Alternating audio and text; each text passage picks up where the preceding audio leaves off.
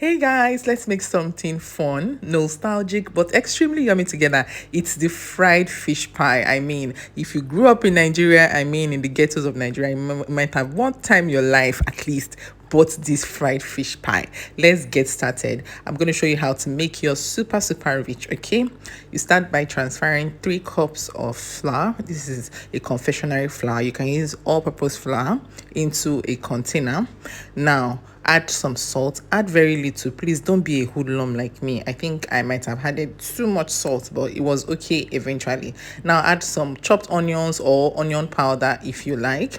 Then add very little oil or some melted butter. I decided to use oil instead of melted butter for mine. Now while mixing, go ahead to add some water. Overall, you're going to use maybe close to a cup of water, but I used way less than that. So what I always do when I'm mixing my batter is to add the water, gently until, one spirit in me say, Chef T, it is okay. This is okay to form a dough. But, for these measurements, these 3 cups, you're just going to use a little above half a cup of water. Okay, now continue to mix until you get a very nice and fine dough. Once you get this dough, transfer it into a work surface.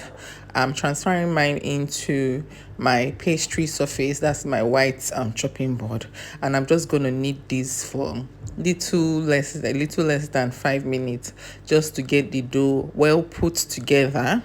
And once it is well put together, I'll just transfer it into a bowl and allow it to sit so we can proceed to make the filling. So this is me making the dough, and I think my dough is enough and it is ready for me to have it seated and well rested.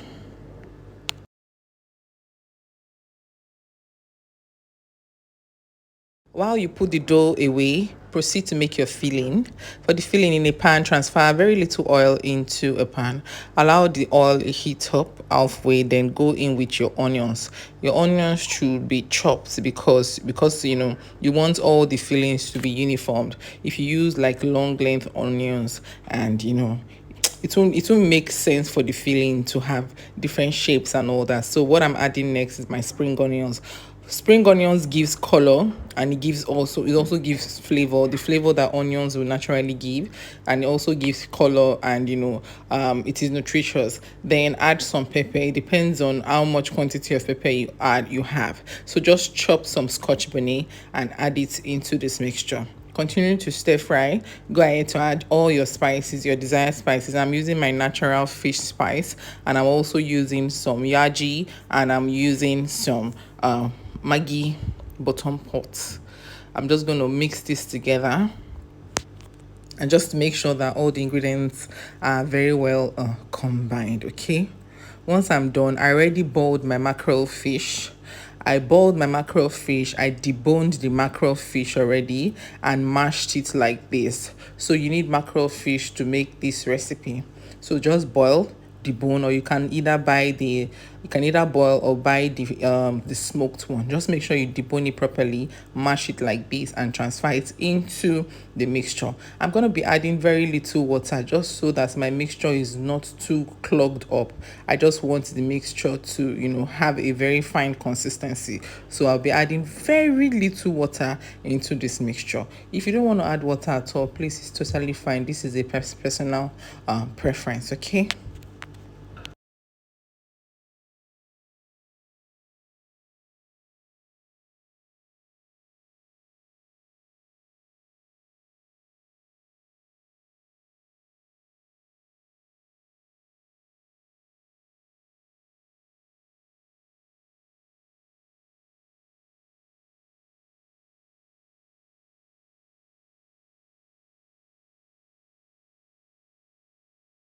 So what you want to do is to just keep stir frying and make sure that all the ingredients are well combined, incorporated, whatever English there is. Just make sure that when you taste it, it slap you well.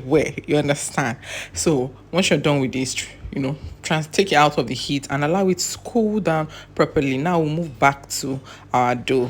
So once your dough is well rested, get your divider and just divide the dough. If you're not a pro, you can get a measuring scale and just measure depending on what size you want.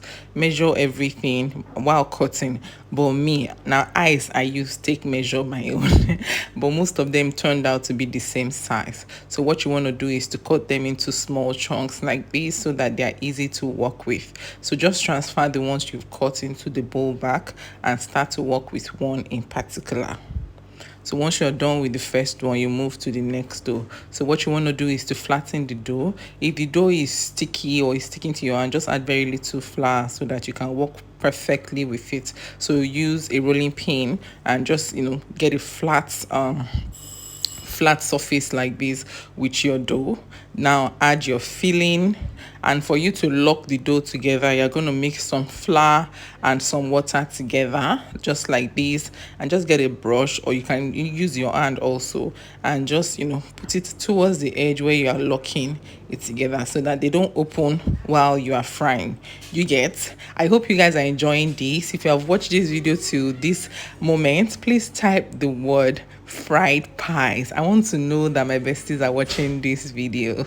So what you want to do is cut off the edges just to make sure that you get a very nice pie shape. Then get a fork, or you can use anything that we shall give you this shape, you understand, and just make these incisions in them just for them to look like pies. So the cruise about these fried pies is they never look perfect. Trust me, they never look. If it was like a baked beans pie that I was making now, I'll make sure that my dough is fine and it looks perfect. But you see this particular fried